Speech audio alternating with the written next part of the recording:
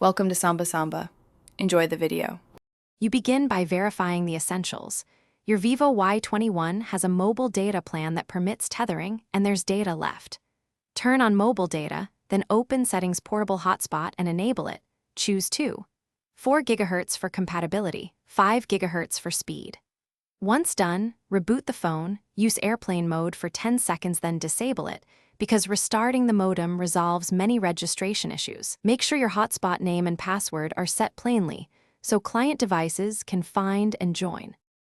Next, you tackle configuration and software states that cause failures.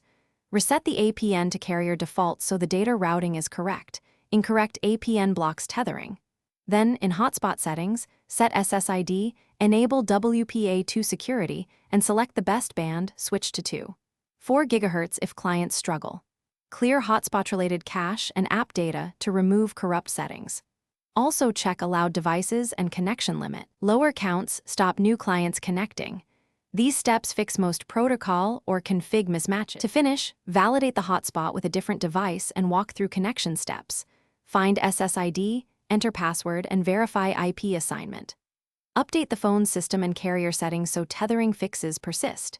If problems remain, backup data and consider a factory reset only as the final step because it removes hidden software conflicts. Key troubleshooting tip: if a fresh reset fails, call your carrier. They can confirm provisioning or tethering blocks, which often cause persistent hotspot errors that the phone alone cannot fix. Thanks for watching. Consider subscribing if we helped you.